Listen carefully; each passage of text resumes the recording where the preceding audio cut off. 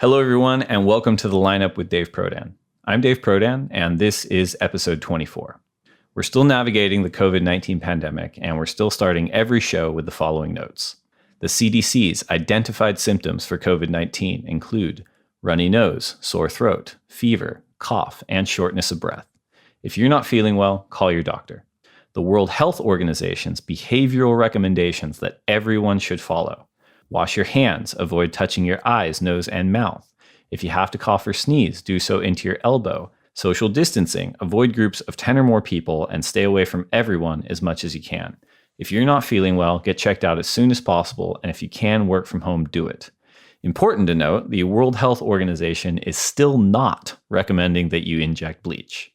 And a massive thank you to the essential workers out there, from hospital staff to grocery workers, delivery drivers, firemen, and everyone out there working through the pandemic to keep people safe. Housekeeping items this week. The feedback, comments, questions, and recommendations we received on Instagram at @TheLineupPod have been great, so thank you. Topics like today's are ones where we really want to hear your opinion, so if you have something to share, please do and we'll be sure to respond. And BF Goodrich continues on as our presenting sponsor for the Rear View segment. To watch the Rear View, simply go to the WSL YouTube channel and search for The Lineup. All right, episode 24. Last week, the WSL announced some major directional updates for the CT, Challenger, and Regional Tours. You can check out all the details at worldsurfleague.com, but the big seismic points are, starting in 2021, the world titles will be decided in a single-day event at the end of the Championship Tour season, the World Title event, guaranteeing the world's best surfers battle one another in the water for the crown. The Championship Tour and Challenger Series will be concentrated into their own spaces across the 12-month calendar starting in 2021, meaning they won't overlap as they do now. And there will be increased weight and value placed on the regional qualifying series, allowing for up-and-coming surfers to develop closer to home before jumping to the international stage. Change will always be challenged until it bears out in real life. And as someone who's orbited these development conversations, I'm interested to see how they impact the sport and culture of surfing moving forward. Under these directional updates will be dozens, if not hundreds, of conversations cementing the decisions around the details, the who's, the what's, the when's, and the where's. And that's where today's conversation comes in. The women of the then ASP Top 17 competed at Teahupo'o from 1999 to 2006, with headlining sponsors in Gotcha, Galas, and Billabong witnessing Kate Scariest, Keala Kennelly, Lane Beachley, Sophia Milanovic, Chelsea Georgeson, and Melanie Redmond-Carr walking away with the hardware over the course of the event's 8-year run. KK took it out 3 times. The women have not competed at Teahupo'o in 15 years, but they have been surfing it. So today's conversation centers around the topic of waves of consequence and explores the question, should women's competition return to Teahupo'o? We're honored as today's guests for the conversation are 3 of the world's best surfers, all competing on the Elite Championship Tour. 2 are Olympic qualifiers for America and Brazil. 1 is a 2-time world champion from Australia. All of them have been to Teahupo'o. Please enjoy the lineup's low tide conversation with Carolyn Marks, Tatiana Weston-Webb, and Tyler Wright. The good old clap, take one. That's right. How many of you knew what you wanted to be when you were 7 years old? I did. I wanted to be a world champion. Hey, is there honesty involved in this podcast? Can we be honest? You can shut your fucking lips. And then I'll just say, put them up, what? Let's go. He's like, you look too pretty on the wave. Get ugly. We can talk about DMT if you want. I thought you were boxing. All right, so we have a global council of excellence today with Tatiana Weston-Webb, Carolyn Marks, and Tyler Wright joining the lineup for a very special low tide edition. Surreal times. This is the first time we've done more than a 2-person one, so we'll see how this goes. We brought the A-team in for it. But yeah, I mean, maybe we'll just start with how everyone's doing today. And since we're all in different locations, we'll start with the latest time zone. So Carolyn, how are you doing today? What have you been up to? Good. I just went for a surf this morning and then been really good at napping lately. So it's my new hobby. But how's everyone else doing? Yeah, Toddy, you'd be next. I've been great. Thanks for asking. I've just been doing like physical therapy with the Olympic Committee every day. like every day in the morning. So it's been good. And then after that, I usually eat a lot. So. And Miss Wright, you just woke up. That's why I went in that order, because I give you some time to prepare yourself. I just woke up 5 minutes ago. But I've been good. I've been reading, and that's about it. Oh, well, good. Well, Today's topic, we're going to keep focused on a singular subject, and that's going to be the subject of waves of consequence, and particularly envisioning a world maybe in the future where the women return to competing at Teahupo'o. So I may start out with just kind of the waves of consequence component. What is the heaviest session you've ever had? Tati, I'll start with you. I want to say the heaviest session I ever had was probably at Sunset Beach. If we're talking about waves of consequence, it was actually during a junior final. I remember literally nothing but being underwater like the entire week because the waves were huge. And honestly, I was just really poorly positioned, and there was like a lot of sand in the channel. So like all of the waves were closing out. So that was probably one of the worst sessions that I've got beat up at. And yeah, I've never really like loved sunset since then. Well, I was going to ask you like how you felt about it after. Did you feel alive? Did you feel dead? Did you want more of that kind of feeling, or never again? But it sounds like as far as sunset's concerned, you just were not interested in ever again. Yeah, it's definitely more of like that I was not into the whole situation sort of deal. Like the waves were bad, and I was probably like in last place. Losing the heat. So yeah, it's just like I don't have fond memories at sunset. Well, actually I do have some really good memories at sunset, but that was like not the best of times. But I mean, regarding like any other waves, there's been plenty of gnarly moments where I've like this last time I was at Teahupo'o, I like hit my head on the reef and my back, and I had a wetsuit on, and like it ripped holes in my entire wetsuit. And I thought I was going to have like a huge gash in my head, but luckily it was just like scratches. But yeah, there's just been like so many times where I've hit the reef and just gotten smoked. But I guess it's just because I have like a go for it mentality. Well, we'll get to the Teahupo'o stuff in a bit. Tyler, do you have any kind of sessions or any waves in particular in terms of, you know, really, really heavy moments and where you were a bit scared, and where was that, if you remember, and how did you feel about it after? I think it's weird. I think just reflecting on it now, there's obviously been a couple at Cloudbreak, but I always felt, given the circumstances at the time, there was multiple jet skis in the lineup, so that obviously helps. There's two other spots that came to mind. It was actually while I was competing. There was, I think it was Maui last year, where it was the amount of time that you spent underwater and getting, because of the direction of the swell.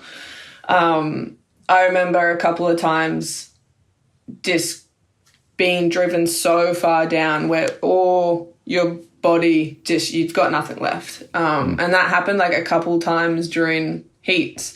So that was kind of, I don't know if it's scary or not, but definitely questionable whether I still wanted to be out there once that, you know, having 20 more minutes to go. And then the other time would be in Brazil, maybe 2016. It was started out 1 foot in the morning, and then by the afternoon it was 10 foot.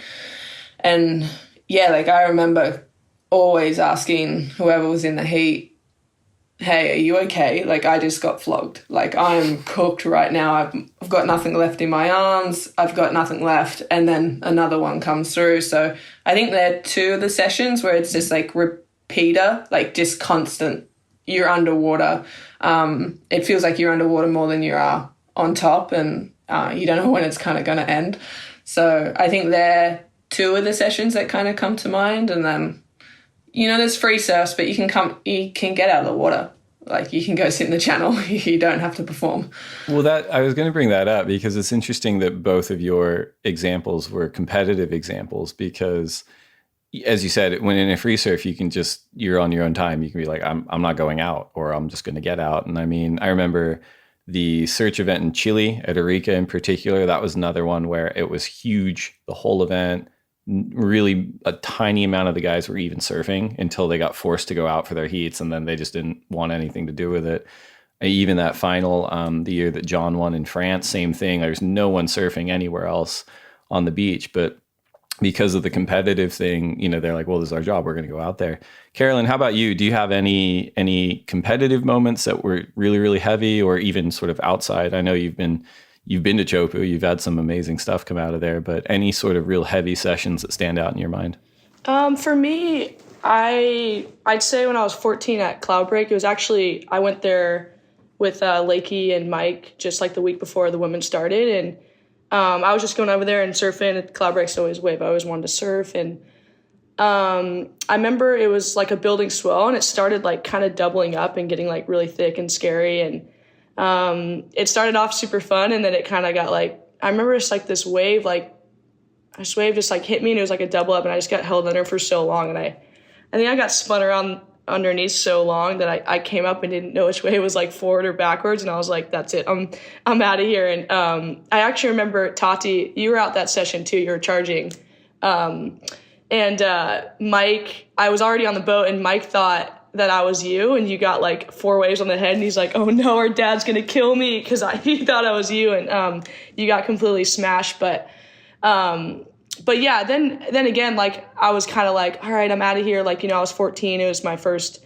session in like really, really solid waves. The swell was building, and I was just getting super worked. But another session that stuck out is actually a quarterfinal heat with Steph in Portugal, and I paddled out early, and I remember this wave broke in my head. It was like a freak set, and the waves weren't that big the final day, but they were definitely chunky, and Europe has a lot of power and stuff, and I remember I just got held under for so long, and it was right before a heat too, and I was just like pretty rattled before I paddled out, and so it's pretty crazy. It makes you realize like how powerful the ocean is, and it's definitely one place that's super humbling no matter who you are and how long you can hold your breath for. So I'd say those 2 moments stick out, and obviously Teahupo'o, I went there a couple months ago, and it's a super humbling wave, and it's, really perfect and incredible, but also, really sketchy, and there's the reef, and it's such a powerful wave. So yeah, I'd say those 2 moments kind of stick out in my mind.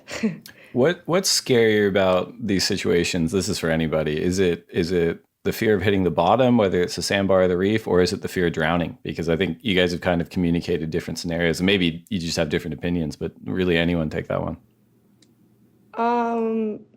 Yeah, well, for me, I think obviously nobody, like, you don't really want to hit the reef, but for me, it's more like, I guess more of like the drowning factor, or like hitting my face on the reef, because those 2 things are like, pretty kind of freak you out. I guess hitting yourself on the reef is pretty sketchy. I don't know. I feel like both is not really fun, but I don't know. What do you guys think?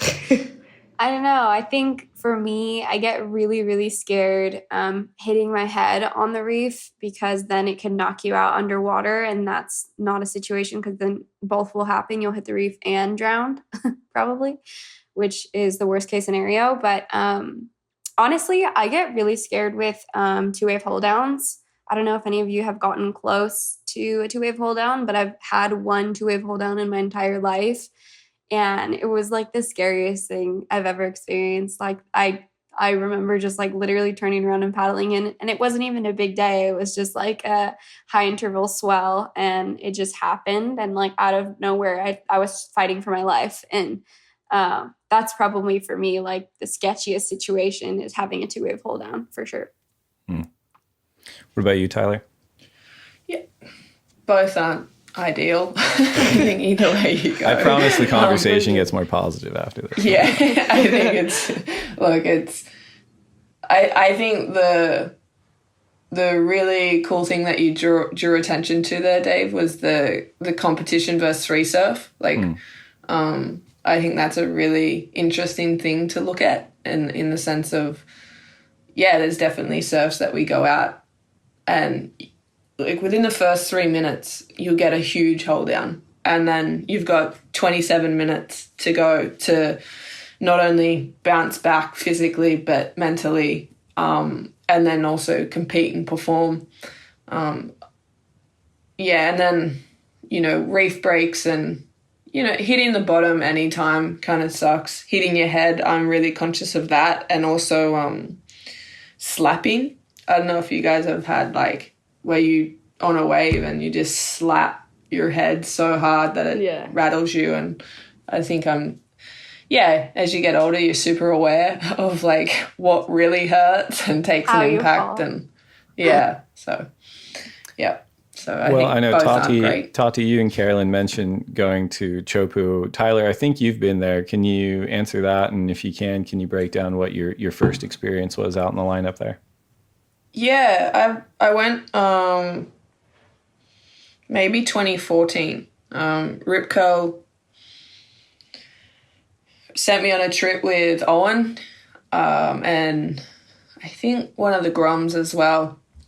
And it was a last minute thing, chasing a swell. And I think that was the point where I'd just done P-Pass in maybe January, and or the year before or something. And so they were like, I had a general interest in chasing bigger waves because I knew it was something that, can be a bit of a psycho at times. But, look, I'll be honest, that wave scares me. I saw it, the first time I saw it, I think it was probably between 8 and 12 foot. And it scares me. It's the one wave that I'm actually petrified of. I can understand why, like, when the comp's on and it's huge, you get the guys that want to go and would surf it, and then you get the guys that just surf it in the heat because of the consequences of falling off as well. There's a couple different factors for me. One, it seems like a bit of a closeout at times to the way it draws off the reef. Like, so how the water moves, I find that super sketchy. Obviously, you catch it, and if you fall and then you take the first one and you get a 12-foot set on the head, that's not a super fun time. And then if you go over the reef as well, which I did, like, I've never felt like being in this much water and flying across the reef. And so, you drop your arm for a second and it, rips half your arm off, and you have tiger claws all through it. Teahupo'o scares me. It's a wave of huge consequences, I guess. I surfed it, and it was, that day it was 8 to 12 foot, and now I probably wouldn't do that. I mean, that sounds like a radical introduction to the spot. Pierre Toasty took me out there when it was like, I don't know, probably by your standards, 2 to 3 feet. Yeah. And I had the same thing. Like, I think I had kind of this weird cognitive dissonance because it was dark, and then like a 3-foot west set came up, and I'm probably imagining it's 10 foot and I'm going to die. And it has this weird like aura and sort of mythology around it because of everything we've seen. Tati, you went there last year during the men's event and it was pumping. What was and I know we talked about a little bit how you hit the reef, but what was your general sense of being there, riding the wave, how you felt about it, how you felt comfortably or uncomfortably about it? Well, that wasn't my first time at Teahupo'o. My first time was, I think, in 2014 or 13.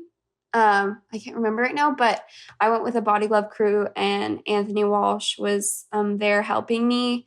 And it was like the swell that they were filming Point Break 2. And there was like huge toe sets and then like paddle waves in between. And I was out when it was building, not when they were doing the stunts for Point Break 2. But I just remember, like, this is what Tyler said, just like watching the ocean fold over itself, and like, it's just like the most insane thing you've ever seen in your life. I think it's like a seventh wonder, like you're watching it happen, and like all the ocean is like displaced and you're just like, what the heck?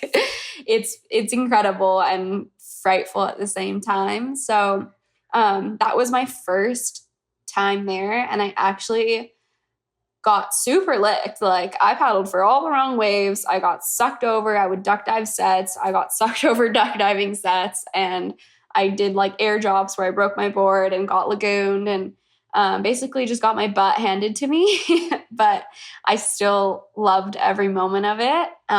But like Ty said, like when you're young, you kind of don't have like a sense of danger. And then when you get older, you're like, oh my gosh, what was I doing? So coming back this last year to Teahupo'o, I asked Jessie, I was like, Jessie, are you comfortable with me coming to Teahupo'o and kind of like trying to pick off some waves from the guys?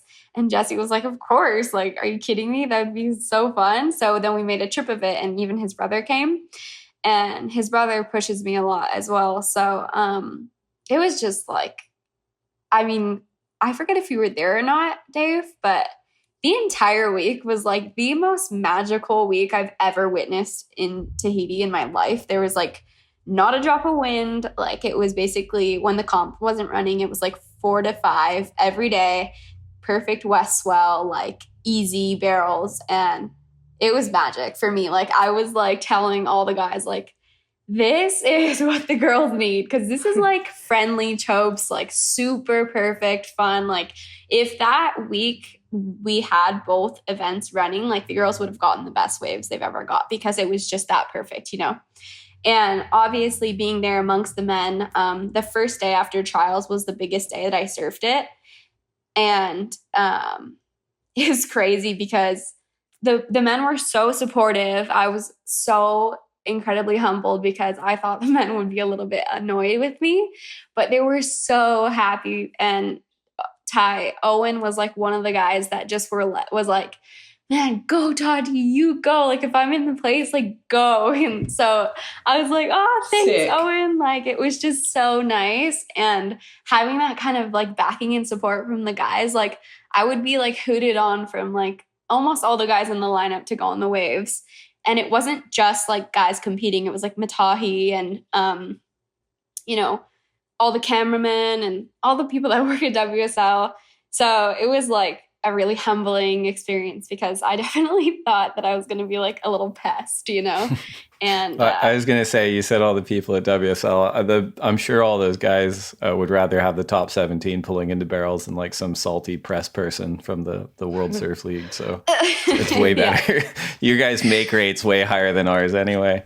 Now, Carolyn, you mentioned you went there a few months ago and scored, and that edit is just awesome. Was that your first time going to Chopes? Thanks. Yeah, it was. Thankfully, the whole week I was there was like pretty fun size. I actually think every single day I was there, it was actually like a perfect first time to Teahupo'o, It never got like too crazy, scary big, but it was also enough to like, obviously there were sets some days. My very first session in Tahiti was at Teahupo'o, which is definitely really intimidating. You just jump off the ski straight into it. You're kind of like, whoa, okay. Like you don't even really warm up with turns. You just like straight into like trying to get barreled. So, but yeah, luckily it was just really fun the whole time. I actually think the whole week I was there would have been such a great time for the women.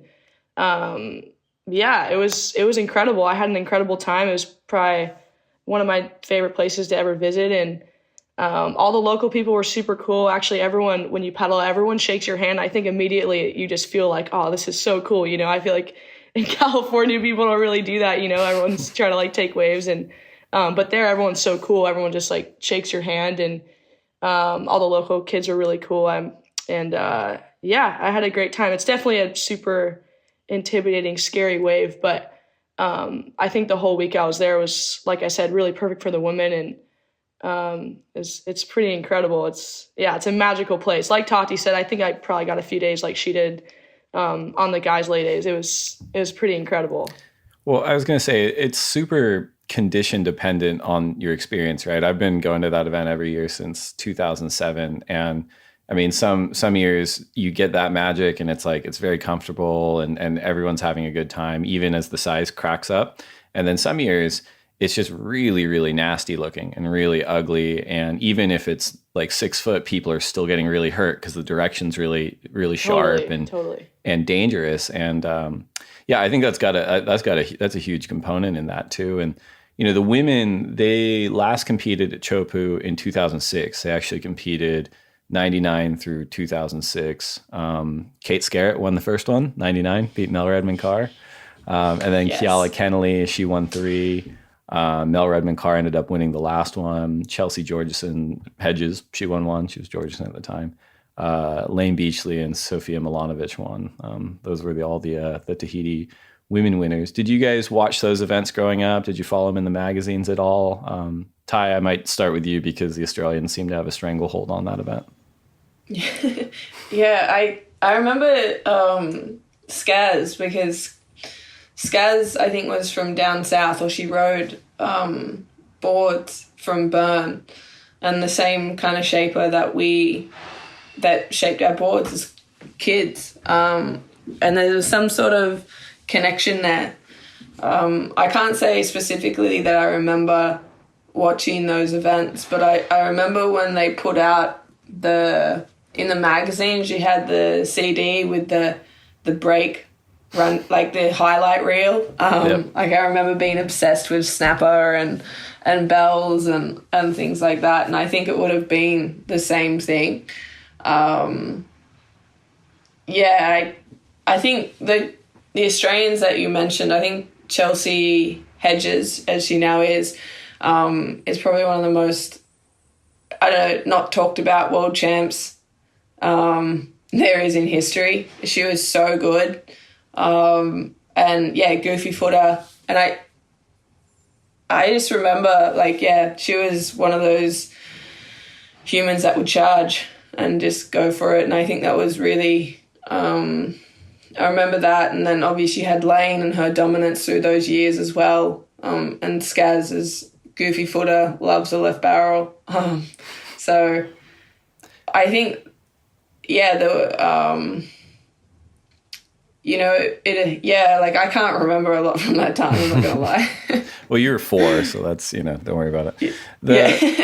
It's funny, right? So on this week's Vault show on Monday, we did the 2003 event, and we were rewatching it the other day, and all the scores are they're like 2s or 9s, and the 9s are barely kind of getting barreled, really, compared to today. And I think it speaks really loudly to people being very comfortable over reef and being very comfortable in those conditions. And it's night and day when you compare 2003 to 2019 on the men's side. Like the 9s from 2003 wouldn't even be 5s in 2019. Yeah.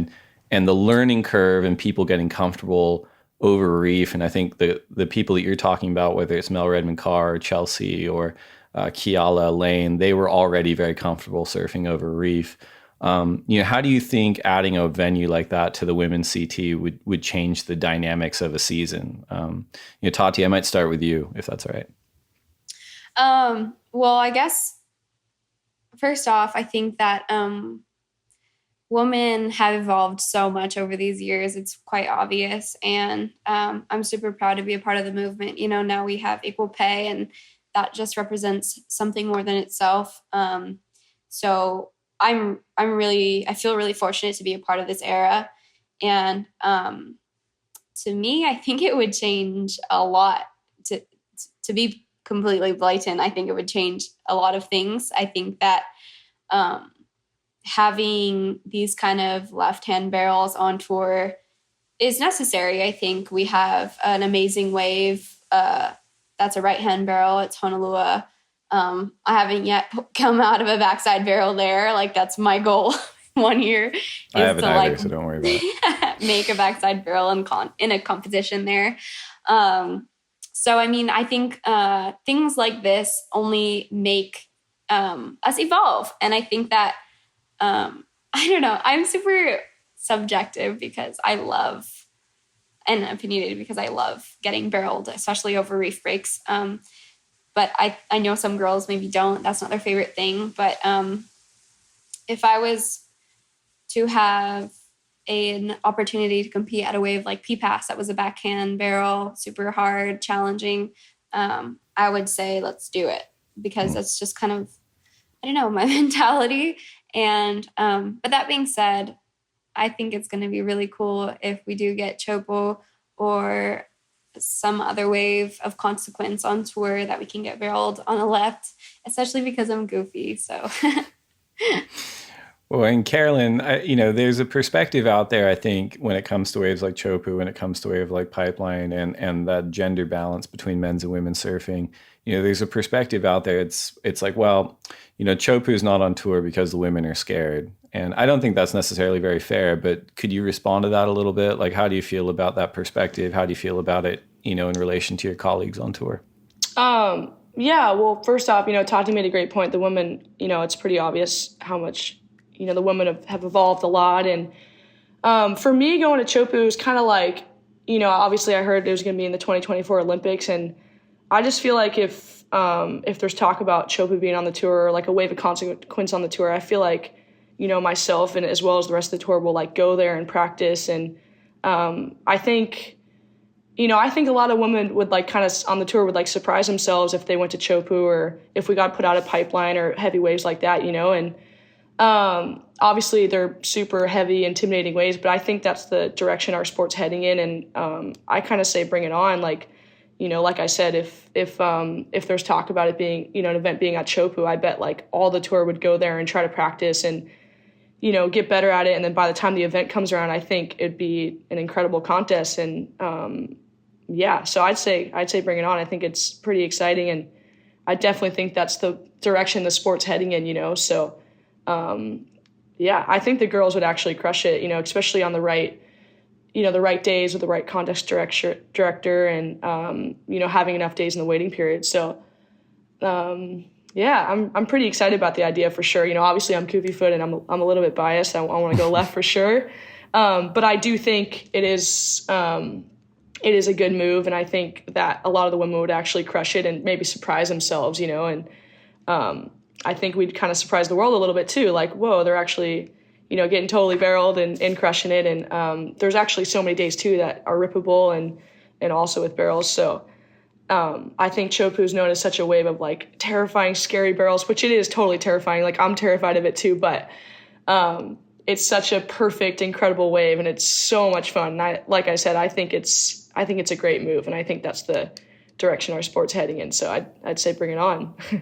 I don't think it's a bad thing to be scared at a CT venue. And I don't think it's actually, I don't think it's gender specific. I've been on plenty of surfer threads over the years, even last year when the conditions were idyllic. And there are plenty of worried texts coming through the night before saying, we should call it off. We should call it off. We should call it off. Like that happens, and I think it's all part of the drive and the competition there. But on the topic of fear, we're going to rewind the clock to one of the most amazing heats ever at Teahupo'o, the 2014 final between Gabrielle Medina and Kelly Slater for this week's edition of The Rear View, sponsored by BF Goodrich Tires. BF Goodrich is celebrating 150 years in 2020, and for all our listeners that use social media, which is probably all of them, if you want to wish BF Goodrich a happy 150th anniversary, you can tag at BF Goodrich Tires and use the hashtag BFG and WSL. Happy 150 to BF Goodrich, and thank you for supporting these conversations. All right, let's get into the rear view.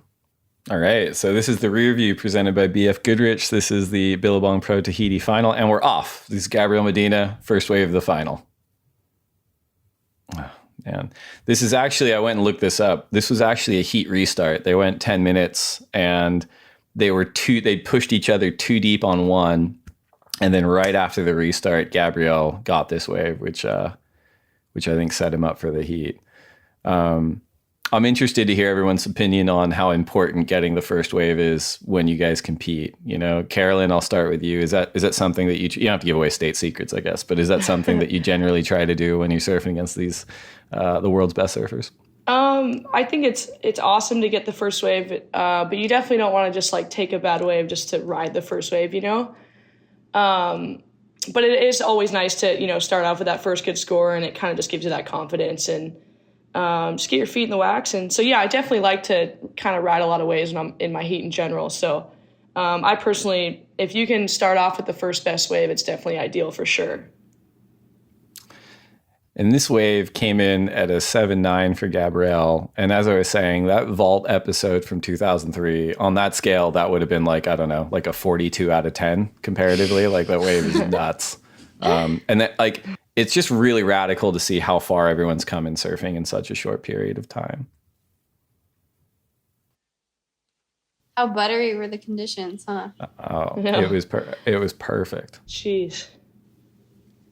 But as you said, like it does look like a closeout. You know, I think what Tyler was saying before, like, you know, even on those really big days, like when you're just staring at it, you kind of look down the end of the reef and it just folds over and you're like, what, I would die. Like if I'd even try to get that wave, but you kind of just have to, I would imagine you kind of just have to find that little fold at the start and get in and get out before it closes out. Tyler, what do you think about that? Yeah, like I don't feel like I have enough experience there to really make a comment. I only surfed it when it was quite big, and yeah, as I said, it's just a closeout, and you know, I think it is. Yeah, like I can see why, you know, when it's going to be big and the guys are sending through going, should we call it off? Like, what a, you know, it's a scary kind of wave. But yeah, I don't know. I think I don't have enough experience there to really make a comment. And you got to get on one of those nice, like 6 to 8 foot, like clean. You got to hang out with Carolyn or Tati. It sounds like they're on the program. I know. It sounds like they really nailed it. And I definitely got towed into a bit of a closeout by Owen and Rip Curl. And I was going to say that your brother dragged you out there. So that's a red flag for me already. Oh, 100%. And the really good thing, like, Tati did touch on something that I think should really be highlighted. It's highlighted through both of my brothers. And Mikey is probably, I've done, you know, more recently, done a few sessions with him. And I think he's always like, oh, look at this thing, it's nuts. Oh, wow. But, Jeez. like, the support that you do get in the lineup when it is kind of bigger, you are one of the few girls out there. I know in the session that I did at Teahupo'o, Ian Walsh and a couple of the Hawaiian guys were there, and Owen really kind of took us through it and was like, look, if you turn for any set, they will let you go. If they do not, they will be looked at like a kook, because they are, because you're out there and what you're trying to do is, you know, you're the only girl, you're the only one that's trying to be out here right now and catching these waves. So I think that's really, like, in all the big sessions that I've done, there's been a bunch of guys there that going, you've got this, put yourself here. Mikey's incredible at it, and yeah.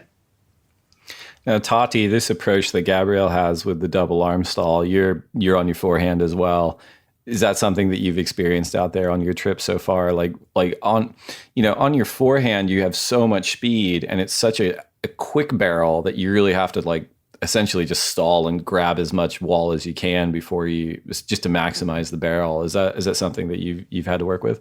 Well, this last trip to Teahupo'o, there was so many days in a row where it was like, by the end of it, I was almost studying the best guys' techniques, and every single guy that was frontside out there was doing the double hand drag. And I was like, how do you do this? Like, my arm is breaking off. Like, I would try to, like, stick both my arms in the wave and they just, like, wouldn't enter. I was like, I definitely, like, am studying techniques. I know that the double arm drag is something a frontsider needs to do out here if they want to stay in the barrel for longer. I just literally couldn't get my arms in the wave. I think I needed a little bit more practice, but it's really necessary for frontsiders if they want to, like, you know, maximize that tube time. And yeah, like I said, by the end of it, it was just something I was like getting into, like, the specifics of, like, getting barrel at Teahupo'o, you know, and I know you guys were touching on how it looks like a closeout. I mean, I've been there enough to know that when it's a really west wave, people that are actually up the point for the better south ones, like the first wave Gabriel got in this heat, and this one, like Kelly, you know, it's like an easy drop. Those are the south ones, you know, the easy drop ones that you can kind of pump from the beginning and then get that long barrel. That's the south direction one, and those are the easier ones actually. But because I was, like, there with the men, I was actually, like, not wanting to get, like, the best waves. I just wanted to get, like, the leftover kind of waves. And so a lot of those waves would be west waves and the West Bowl. And those are the really intimidating waves. And Ty, like, I know what you mean when it's like the perfect southwest wave at Chopes. Like, there's sometimes not even like an exit on them. And somehow the guys managed to do an amazing job. I can remember off the bat right now that Adriano had a wave last year that he literally barely kicked out the back because it was such a west one that like it was just almost closing out on the reef. And yeah, like choosing those waves at Teahupo'o is seriously all knowledge, and you have to choose the right one. Wow, look at this. Gabriel again. I remember he was riding like a really thick board, like it was almost 3 inches thick. And the comment about him at this event this year was he was just getting in so much earlier than everyone else. And being able to come in and like set his line like in a better way. And I think it was something like he just had 9s pretty much from the quarters onward and never fell. And everyone else was kind of falling, and he just kind of physically was able to get in there. Yeah, I think obviously I'm not like a whatever. I've only gotten barreled a few times, but I feel like at Teahupo'o, you don't really need that big of a board, like that long of a board. You know, it's such a steep hollow wave, but I think having enough foam and, you know, like I said, having a board that paddles really well is super important because positioning out there is huge. I think it's actually almost everything sometimes on a wave. It's the difference between making it or not making it, or, you know, you can just be like a foot away, and it's like, that's the big difference, you know? So I think having a good paddle board is really important for sure. What about fin setups, like between like quads, or sometimes like people run quads out there quite a lot, and some people just stick to thrusters? Tyler, what's your opinion just in general with like hollow wave boards? Do you stick to your thruster? Do you like to switch it up and have a quad? And if so, what's the difference for you? I wouldn't say I'm experienced enough with the quad. I've generally just had thrusters. I think it's I'm probably entering into the stage of my career where dabbling in things like that is probably what's next. I think I've started to the board, like I've probably now I've only recently started riding boards from Hawaii, from Paisel, and I think his approach on boards is really interesting. That's why part of one of the draws that kind of I was drawn to because you know, his experience in big waves and his approach with those boards I find really interesting. But fin setups, I've never dabbled further than a thruster. I don't feel like anyone else dabbled on it. Like Kelly used it at Pipe one time, and then all of a sudden the next event everyone had quads, and they're like, yeah, no, and you know, this is how it works. But it's like there always needs to be like, you know, the canary in the coal mine out there to see if they die or not. And they're like, how it'll work, we could do that. And Tyler, I know that we talked a little bit to Tati and Carolyn on the front side approach, but are there any surfers, men or women, on their backhand that you study, you know, backhand barrel riding technique from specifically? I think obviously at Teahupo'o, you know, you can't really go past John or Kelly. They're probably the highlights. I've always found Owen's comments interesting when it comes to, you know, he's a goofy footer, and then the natural versus goofy footer approach out there, and who has the actual advantage. I've always thought, from memory, I haven't had a recent conversation with him about it, but it was always on your backside you can probably go later. You can knife and kind of swoop up, and then on the front side you fully have to extend on your toes. I think there's a pretty cool shot of Owen from last year where he's 6'4", fully extended, toes just gripping, and then he like pulling up and in. You know, I think that's also a super interesting conversation.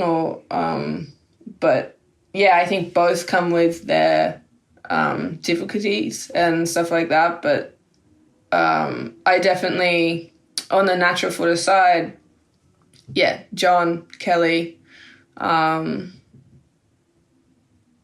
else? I think Andy was incredible. I think obviously you can't look past Andy either. So I think Jamie O'Brien is a really good reference too. Yep. both of those are bigger guys too. I mean, I remember it was Andy's last year, so it was 2010, and it wasn't even a very big event that year. It was pretty small. It was kind of like head high, a little bit overhead on the last day, and we had a bunch of days that were lay days, almost kind of unsurfable. And then the afternoon before we finished, a few of the judges and myself went out there because there was no one out there, and it was small. And then the swell started to fill in, and then a bunch of the surfers came out, like all of them, like, Mick, Kelly, everyone started coming out, and they're all so good. You kind of move down the reef, and they're just really, really good.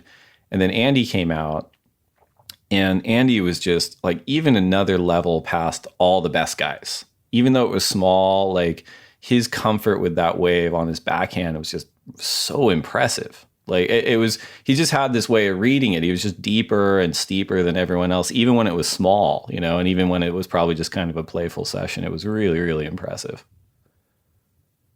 It was Gabrielle again. Gabe's so good at selling people on waves, hey?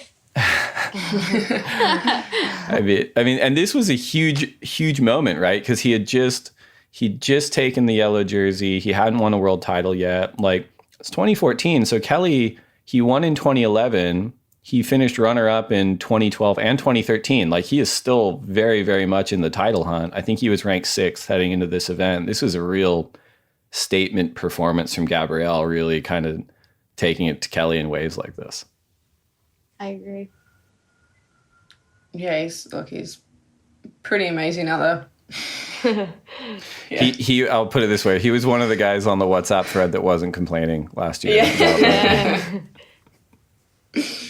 Fair enough. Yeah, just tell me when to turn up. It's fine. I have to say something about last year because the finals day last year was huge, and like literally there was like an electricity in the air the day before finals day where the guys were like freaking out. Well, how's this one? So I was like staying with obviously my fiance and boyfriend at the time, and he was like really scared, and so was William Cardozo, and so was even Vitor, Jesse's younger brother. I was like already like, well, I'm out tomorrow. Like, I'm not surfing. I'll just show up good and luck. Watch. Like, good luck. I'll be with you in the channel with like moral support. But it was insane. Like the electricity going through the air just because they knew that the next day would be such a big swell. Like everyone was like, oh, how big do you think it'll be? What board are you going to ride? Like there wasn't like this silence among everyone. It was like everyone was like confiding in one another, like asking like, what are you guys going to do? Like... So it's pretty incredible. Sometimes there's just nowhere for that energy to go. It's coming, there's nowhere to go, and you're just trying to get it out in a big way.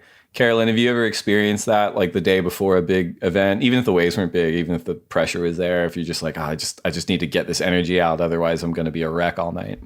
I mean, every event there's like definitely an anticipation, for sure. You're definitely like, you're really excited, like those nerves, like don't really ever go away.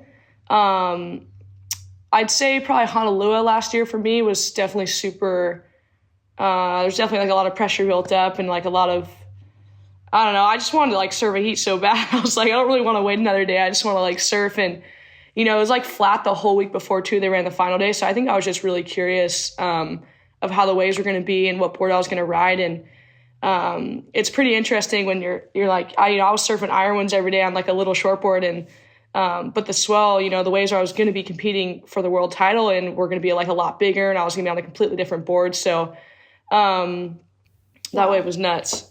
I just think like, I don't know. I just think for me, it's more about like just kind of trying to be in the moment and living in the moment and not trying to get too far ahead of myself. But yeah, I don't know. I'd probably say Honolulu for me had the most like built up. There was so much talk about the Olympics and the world title and, I don't know, but it was like exciting nerves. That's what it's all about. That's what makes it really exciting. But I'd say that definitely had the most nerves and excitement around it. That's probably like one of the biggest events of my life. So yeah, I'd say Honolulu last year for sure sticks out in my mind for sure.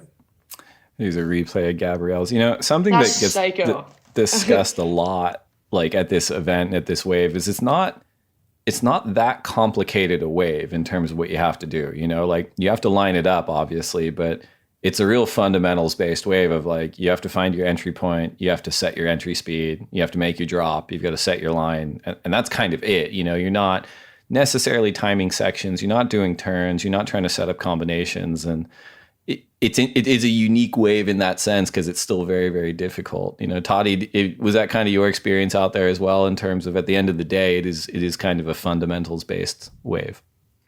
It's so true, honestly. Caroline mentioned being in the spot is everything, and I could not agree more. Obviously, after being in the spot, the second best thing is execution on your drop. And I don't know if you guys noticed, but on that wave too, Gabriel was on his tippy toes and barely like pulled under the lip. And it's just like this single most scary feeling when you're like free falling through the air. You're like, oh geez, I hope I make this. And once you do, it's pretty rewarding because, well, obviously you have to make the wave after that. But I mean, I think if you're well positioned and you make the drop, then it's kind of just like you have to stay solid on your feet and make it. And I mean, there's nothing better than even just getting the vision for me. So it's pretty incredible. But that wave is so challenging to be well positioned and to know which wave is the wave you want to go for. And I think it's just, it's so, like you said, Dave, it's so simple yet so complicated at the same time. So yeah, there's Tati, definitely. Did you find, I found, or like Tati and Tyler, you guys both been there. I found like sometimes when you're out there, like it's just the ocean's like mellow and then all of a sudden like sets come and like the whole ocean moves and you're just like scrambling. Like it's not, there's no really like signs of, you know, it depends on the swell direction, but I feel like if it's like a west swell or something, it kind of just comes out of nowhere and you're just like, oh my God, like you feel like you're taking off into the reef. Honestly, Caroline, I remember the both ways because first off, I went there first when it was like no one was around. Oh, actually, the first few days no one was around and then everyone showed up for the point break thing. But like the same thing, like the ocean would just start moving and there's no one around, no noise, and I would be freaking out. And normally, like when I was younger, I would like try to go for like the bad ones, and Anthony would be like, "What are you doing? Don't go in that wave, you're gonna die." And I'd be like, "Wow, how's this wave? Oh, ouch." It also like swell direction. So I feel like every 5 degrees, it changes so much. You know, it does. Like sometimes I think the last day I was there, it was a lot more south and it was just so much fun. Like you can just take off and just go straight into the barrel and even do some turns. And it was, you know, a lot. Yeah. It was like actually an easy takeoff, you know? Well, yeah. So the south ones are like always the ones that are like. For sure. Those are so fun. The long ones, you know, but the west ones, like this one had a lot of west in it. The one Kelly just got, you see how it like hollow. Really just folded over itself and it had that like kind of, it turns back towards you. So see how it's like turning towards him at the end? So this is like the one you want, like, cause it's so thick and so west, but yeah, perfect direction. And it's scary, but it's the one, you know, and the south ones obviously are like the clean, perfect ones. Yeah. More playful for sure. But, yeah. But Kelly's look totally makeable. I don't know what the problem was there. That way was freaking psycho. Honestly, sometimes you're out there and you get the combo swell. You get the south sets and the west sets. And like, I go out there when it's like 3 foot.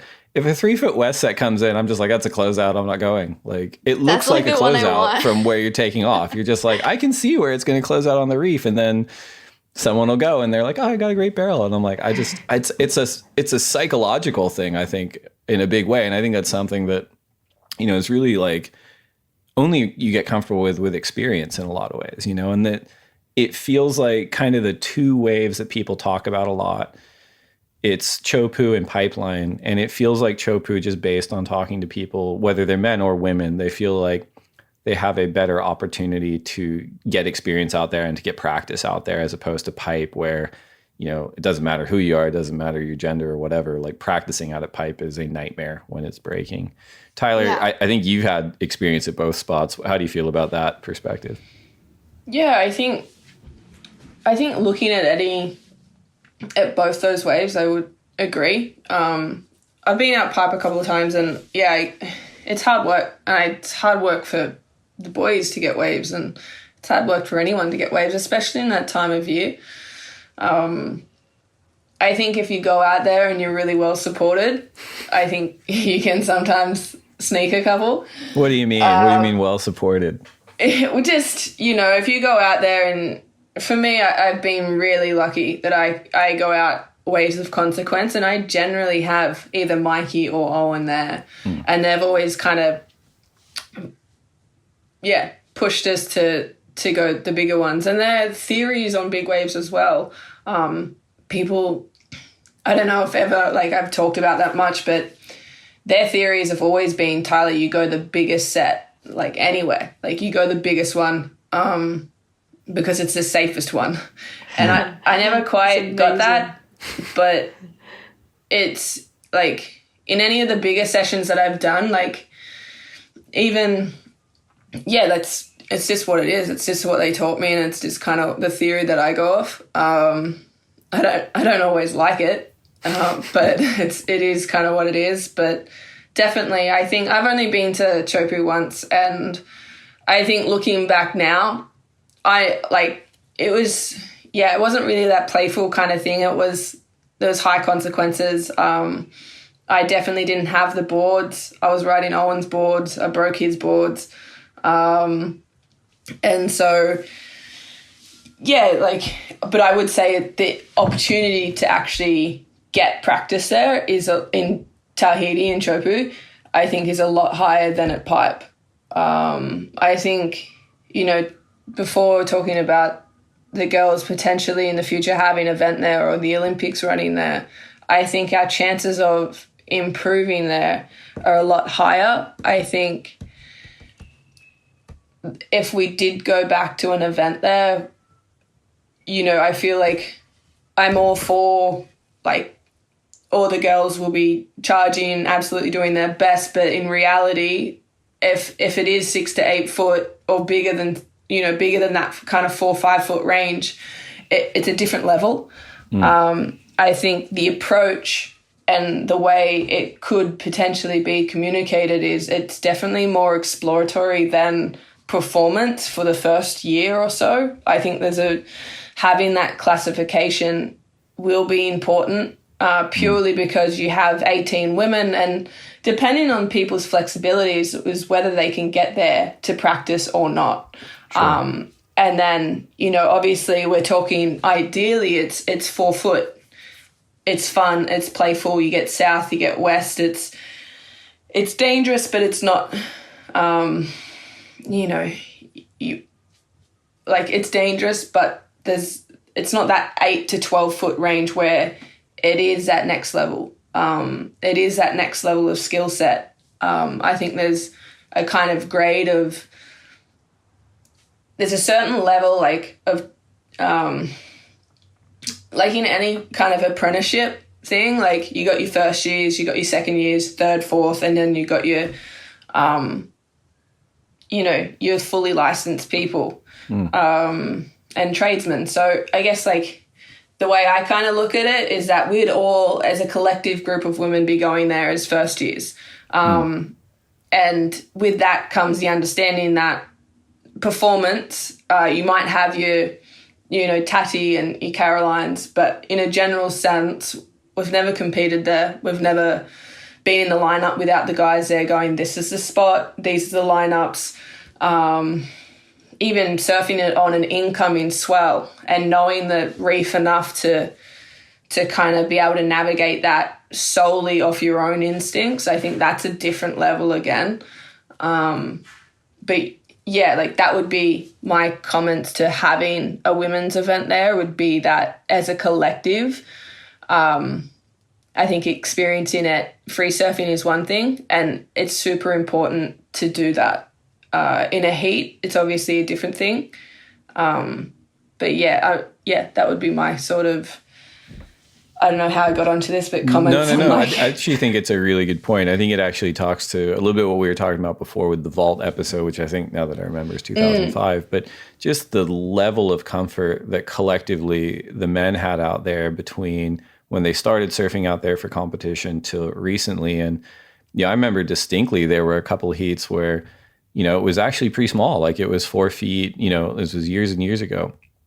And the guys were in the wrong spot. They just weren't comfortable out there. And I remember our president, Wayne Bartholomew, was on the broadcast calling it a disgrace. But the reality is, if you don't have the experience out there and you don't know where to sit and you're not comfortable, it is one of those things that's going to take a few years. And, the guys that were in that heat came back years and years later and got pretty good out there. And it's just sort of it's an experience thing, but you have to kind of start somewhere. Toddy, what do you think about Tyler's thought there? I 100% agree with Tyler. I think what the point she made is so true. And then to back your point, I think it needs to start somewhere. And that being said, I think the level of women surfing nowadays is ready for that pushing over the edge, kind of like a little, here you go, let's go, a little boost. So I think I 100% respect Tyler's opinion and agree with it, because Teahupo'o is a hard wave and it's nothing close to easy, nothing close to safe. It's far from safe and it's far from easy. So that being said, what she said about getting there and getting the practice and learning the lineup and being able to pick out the perfect waves in the lineup when it is a heat, it's all something you learn with time. And I think we're completely capable of it. I think in 2 to 3 to 4 years, when the Olympics do come around for Teahupo'o, for France, that I think our level will even have gone up from there, So that's what I hope. And regarding pipe, honestly, that wave is a beast in itself. Just the amount of people that surf there makes it dangerous. And I have to say, like, I've surfed pipeline really when I was younger, and I actually didn't get a lot of support from the men there. Hey, I'm busy. Sorry. You guys, I'm doing a podcast. I can't talk. Sorry, my cousin. For real, be quiet. Good timing. We're talking about support from men, so that was like perfectly timed. Yeah. Sorry, guys. No, you're good. You're good. Yeah, they were annoying. Sorry. Anyways, yeah, so that being said, pipeline is a whole beast in itself. And I didn't receive tons of support from the men when I was out there at a young age. And that was kind of hard for me. Like I was told by a boogie boarder, like, don't waste the wave. And I was like, but you're on a boogie board. So there's that tipping point where sooner or later the men at Pipe 2 are going to have to learn to, be in place with the woman. I thought when Tyler was talking about support earlier, it was like, do you have a Volcom sticker on your board in like 2003 or like a Wolfpack sticker? I've probably yelled at it. Well, yeah, like it. But yeah. Another thing that both of you guys are talking about too is I remember when the women came back and started competing at Sunset Beach and competing in kind of sizier conditions. It had been a few years of just really small waves, kind of on both tours in a big way. But it was one of those generational things because the women in the 70s and 80s, Sunset and surfing bigger waves in Hawaii, that was kind of their thing. Like that was the standard by which the world's best surfers were measured.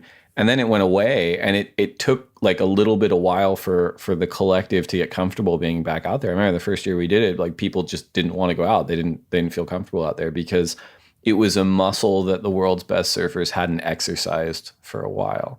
And Carolyn, I'm interested to hear your thoughts because you're coming in kind of at the tip of the spear on this next generation. And it feels like you're pretty game for anything in terms of waves of consequence or really anything that the tour throws at you.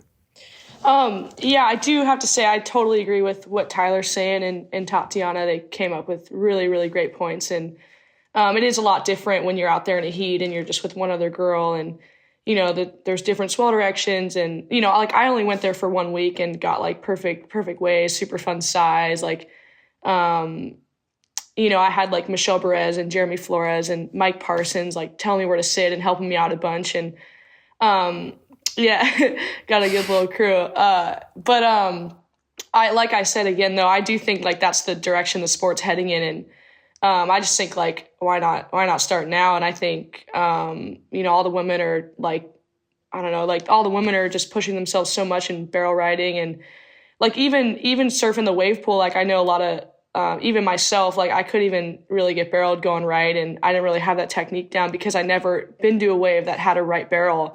But then once I like practiced it and did it, I think, you know, all the girls, Tatiana is one of them, like such a, you know, we're getting totally barreled on the right, you know, backside barrel riding. And, so yeah, I think they both came up with really good points. I think it's super important to, have the right contest director and enough days. And, you know, like Tyler said, it's super fun. And then it goes to like that next level. So I think we are going to have days that we're going to be super terrified. And, that's just the way it is though. And I think that's what we're going to get pushed in, and, we're kind of just going to have to deal with it.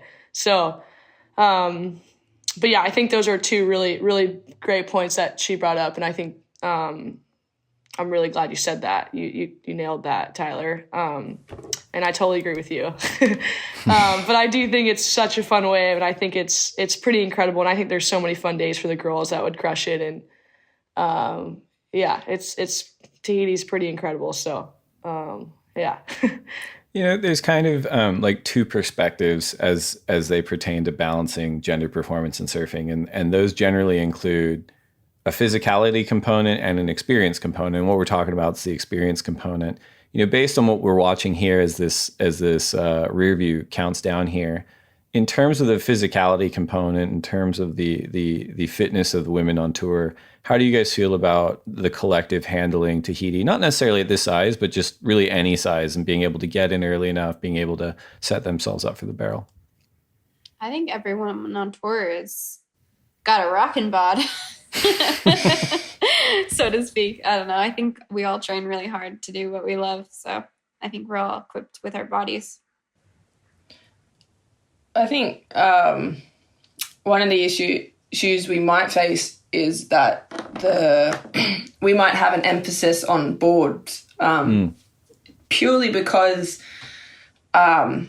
if you put me, probably now I might weigh 65 kilos. My paddle, there's not enough information or stats on how I paddle, and the time difference in, say, 0 to 3 seconds, and the amount of distance I cover. You put me, I'm probably average size for a woman surfer, as in like height and weight. And then you put someone, say, in the guys, like Mikey, who's probably, I don't know, 6'0". And then you obviously have Adriano, like, to the shorter guys, and then you obviously got Owen, who's 6'4". And I think it'll be interesting to see what the distance that they cover between 0 and 3 seconds and the distance that we cover between 0 and 3 seconds. I know over, say, 100 meters, they're probably covered an extra 40 meters to 50 meters, even more, especially when you get to people like Owen and Geordie and stuff like that. So I think when it comes to the physicality and not just the experience, I think the physicality side it'll come down to we simply probably can't paddle as quick at certain times. I think that will draw a bigger emphasis on perhaps like a Gabby style board where it is 3 inches.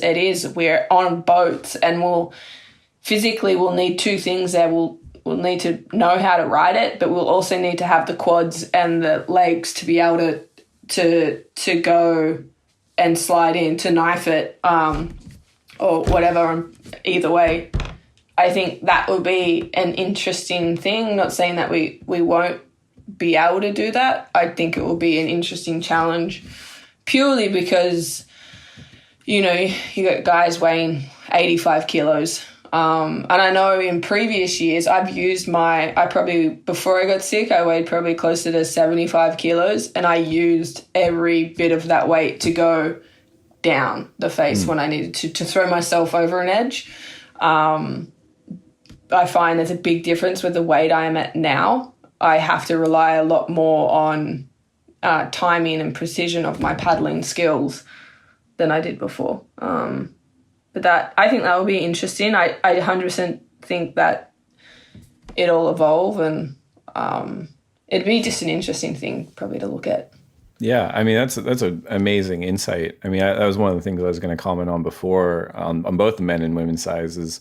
You guys were talking about, kind of someone like your brother Owen, who won the event last year, being of a certain body type. Like, he's taller and he's rangier and he's a little bit leaner. And you compare him to someone that's maybe a little more nuggety on tour, like Adriano, who's shorter and more compact, and the quick twitch muscles would vary between them, and it's, I think, again, it so much happens in sport in general, but certainly in surfing over the course of 10 years, where everyone's starting to look at their body type, and they're looking at their positioning, and they're looking at their boards, and they're figuring out how to maximize their position regardless of the wave. I mean, I think last year I was with Nikki Van Dyke, and she said something about entry speed, and I'd never heard it before in my life. And I was like, oh, that's what's wrong. I've been paddling too fast or too slow. This is great.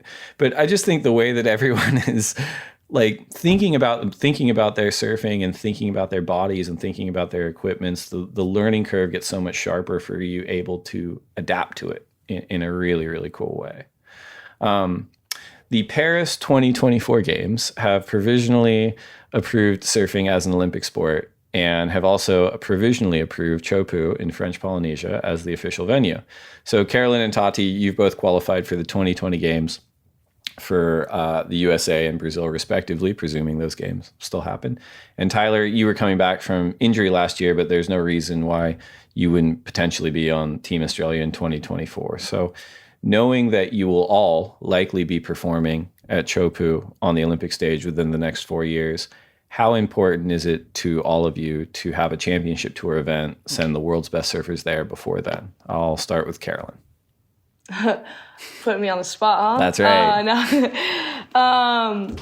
I just think it's even like more important, for us to go there and practice and get really comfortable there and figure out our boards. For me, I ride Matt Biolis's boards, and I'm super used to riding drivers, surfing lowers every day, and a bunch of waves on the tour fit, drivers. But I was playing around with some different models over there, one called the Sabotage, and it had a lot of foam up front and just like a really, really good paddleboard, where a board like that, I would never really ride at lowers, So for me, it's like, I'm like, okay, like if they're going to have an event at Teahupo'o in the next year or two on the tour, and obviously the Olympics in 2024, I'm going to try to go there as much as possible, because, I love getting barreled, and Tahiti's like absolutely magical, but I definitely want to be comfortable out there by the time I put the jersey on. And I want to know where to sit on a lot of different swell directions, surf it to the point where I'm like really terrified, like where it's a lot bigger. And I'm like, whoa, okay. Like it's the real deal to and then you have a bunch of days that are 4 to 6 feet that are super fun. And,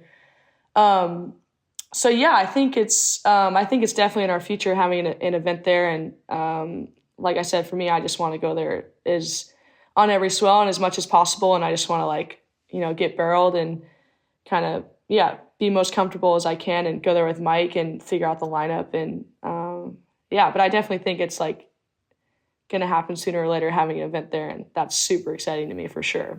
Well, based on your experience there last time, you got to bring us all with you next time, because that sounded really nice. Yeah, good thing I have like the best forecaster guy in the world, Mike Parsons. Otherwise, I'd be clueless. And if you wouldn't mind having Michelle call me into waves either, that'd be really nice. Yeah, that is super cool. Michelle and Jeremy, and a bunch of the local kids there too were. Callie Vast too. I know he was in the event last year. He was pushing his little sister too. There's Vihine Ferreira too. She was out there, and that was cool to have another girl. I actually saw Joanne DeFay as well, which was super cool. Lineup alumni, Joanne DeFay. Yeah. It was cool to have like everyone there like pushing me, and then if I saw them get a good wave, I was like, all right, I want a better one now. That's awesome. Yeah. Tati, what about you? CT before the Olympics out at Teahupo'o, yay or nay? For me, I think it's a yay. I've been fighting to get more lefts on tour, and Teahupo'o is a left.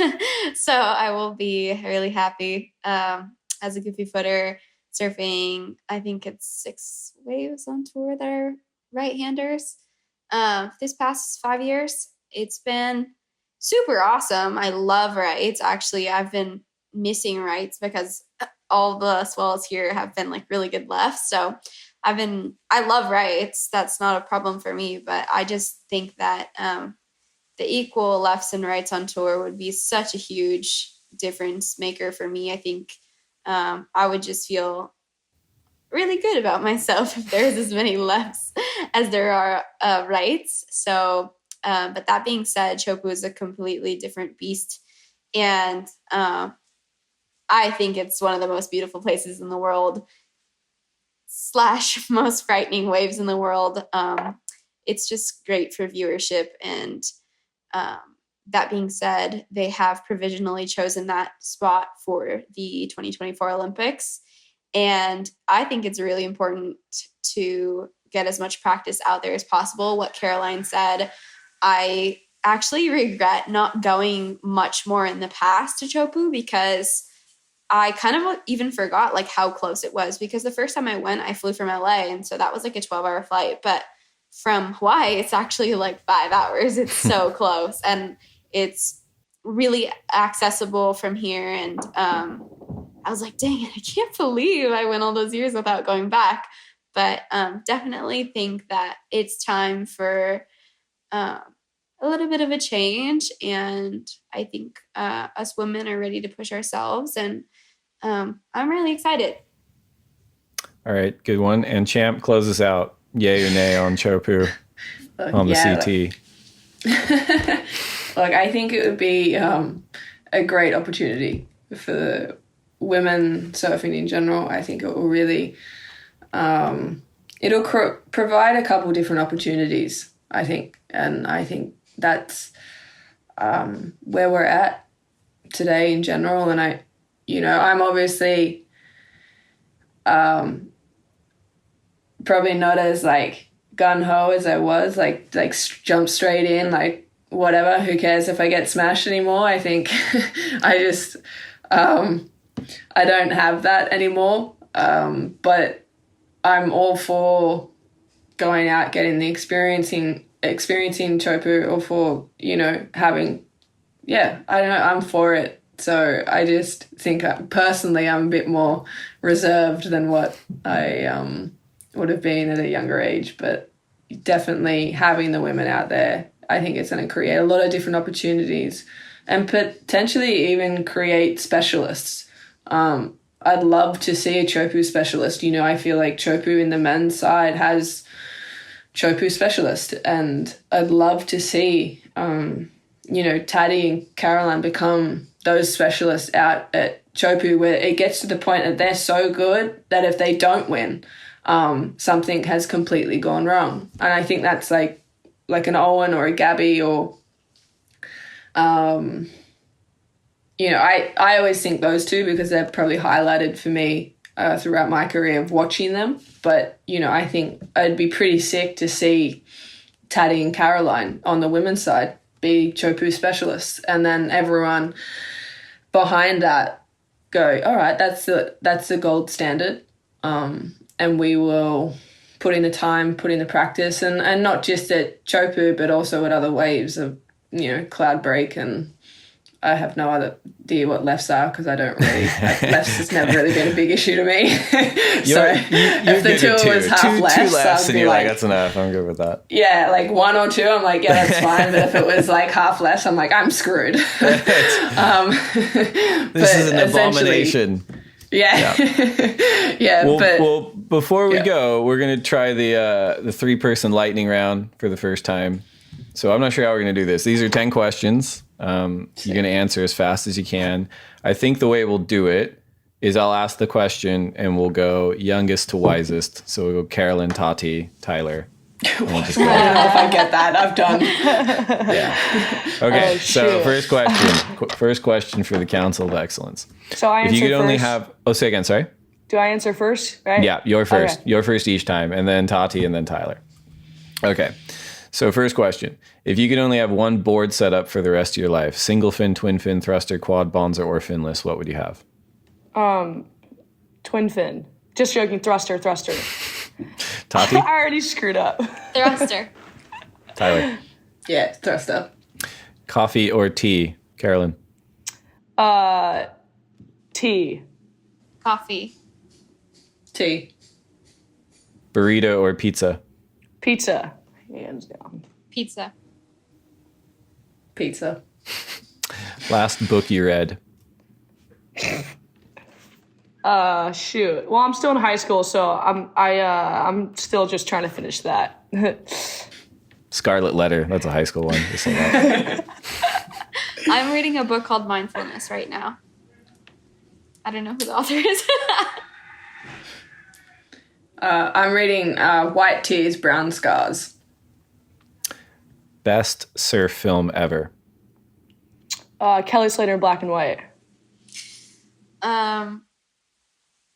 Scratching the Surface? Not really. Maybe. I watched a lot of surf movies. I think John's movie. I think it Blue Moon? That one. Full Moon? I'm not quite sure. View It's from something Blue moon. Yep. But I'm View with from Ty. a Moon or something moon. But I think just the cinematography of that movie is pretty incredible. And it has really nice music. And you can just put it on and chill out. Yeah, surfing's all right too. Yeah. One Surfing. wave you never have to go back to? Shoot. I don't really know the answer. Like, I don't know.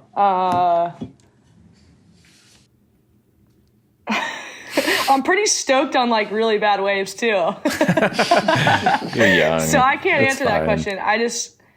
I'm pretty stoked on like good waves and bad waves, and I'm just, yeah. Wait, what was the question? One wave you never have to go back to. Toddy, you're Come up. on, you have to have an answer. Like, I'm trying to think.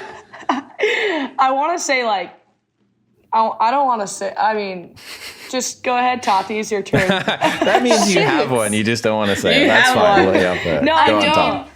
I don't. This is super hard. Oh, Manly. It wasn't that hard. that's not that hard Manly's- at all. Manly's pretty fun, no? Like, I don't know, little wedges kind of. I'm with Carolyn. Like, when you're young, you'll surf anything. It's awesome. Then Yeah, there's I a mean, I'm dip. from Florida, like, come on. Yeah, there's a dip. But then when you get older, you have other things you have to do aside from surfing. You're like, I'll surf anything. I'll go anywhere. I'll go back Manly to Manly. has like, I swear when Manly gets big, it's like you duck dive the most waves in the history of the world there. Am I wrong, or I swear like it's crazy? All right, Tyler, you're up. I think, like, I never really liked Rio or, like, Sakurima. And she's like won there like 3 times and she hates it. Yeah, I just don't, like, for me personally, it was it's just a lot of work. And, yeah, essentially it's just a lot of work. And sometimes I'm just like, Wait, is that the city or the Saquarema? probably I found Rio really, like, I don't know if it's just because of how far away it is to get there. And, you know, most of the time we went there and we surfed is pretty tricky. Like, it was a long way to go. Like, if you're going a long way, you're kind of like, yeah, I want to get 6-foot barrels or, like, you know, do some big old hacks. But sometimes it could be, the conditions would vary so much. Well, it sounds like you spent half your event underwater anyway, so. Exactly. And also that, I think I came away from 2016 just going, I just can't believe this. I felt like I was so exhausted and gassed that I would be happy never to go back out. All right, we got a few more questions. They get easier, then they get harder. If you only get to surf one wave for the rest of your life, Carolyn, which wave is it? Cloud break. Toddy? Oh, that's such a good one. I have to agree with Caroline.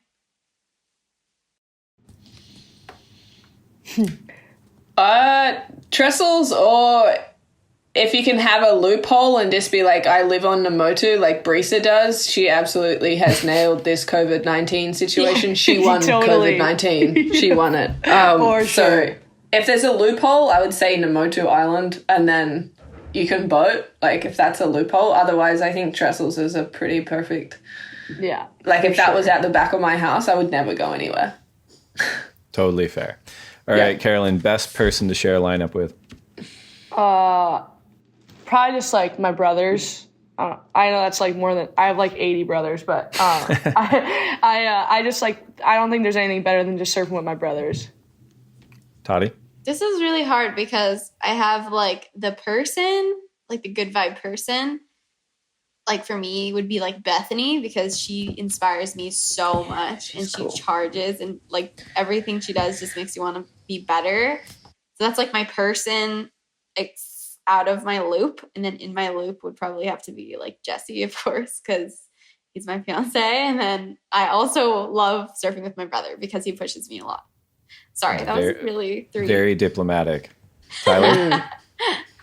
I think like Rip Curl Girls Trip, maybe 2016, me, Nikki, Alana. Actually, and add in Bethany. Like, obviously Bethany has 2 kids, but you add in those 3 and like, I don't know, you can just sit in the lineup and laugh for hours. And I think that's like Rip Curl Girls Trip. I think that was some of the best memories. Doesn't matter where we were, it was just a fun time. All right, we got 2 more questions. Carolyn, who is the worst person to share a lineup with? You're just setting me up for someone not to be stoked These on me. are the same questions we ask every week. So, man, I don't even know. That's hard. You mean name a name, Carolyn? I feel like I definitely have a name in my head, but I just can't share that name. It's just, how about initials? Just let everyone guess. No, I can't even. No, it's too obvious. Tati, you go. I can't do that. Okay, I can say you, but it's actually not you. No, me? No, I was just gonna say because then no one else would be offended.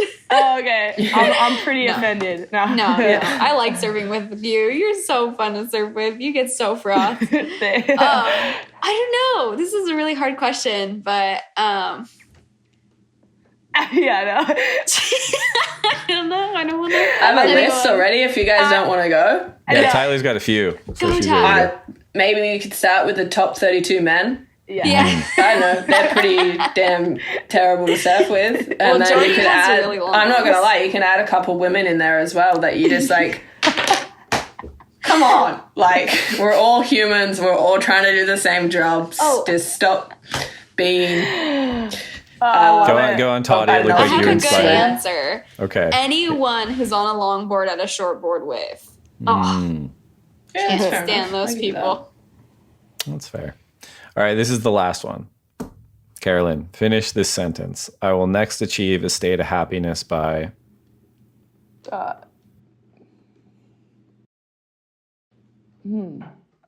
Surfing tomorrow. That's so, like, boring, but it's true. No, it's perfect. It's true. Tati? Watering my plants. Excellent. Ty?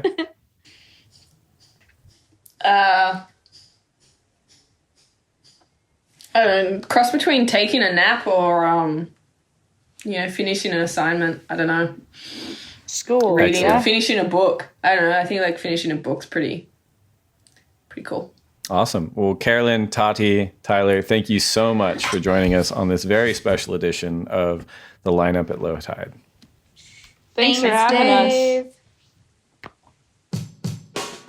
So that's it. That's our very special edition of the Lineup at Low Tide with Carolyn Marks, Tatiana Weston-Webb, and Tyler Wright. I hope you enjoyed the discussion. A huge thank you to this week's guests for the conversation. It's an important one. The Lineup will return with these conversations every week. If you haven't already, please download, listen, rate, and subscribe to our podcast. We've gotten some really positive and kind reviews, and that helps the podcast spread and allows us to do more. So if you have time to open up your podcast app, please give us 5 stars or whatever you feel is fair and leave a review. It really helps us out a lot. We'll be back next Tuesday with another episode of the Lineup at Low Tide. Hope you safely get some waves wherever you are, and we'll see you then.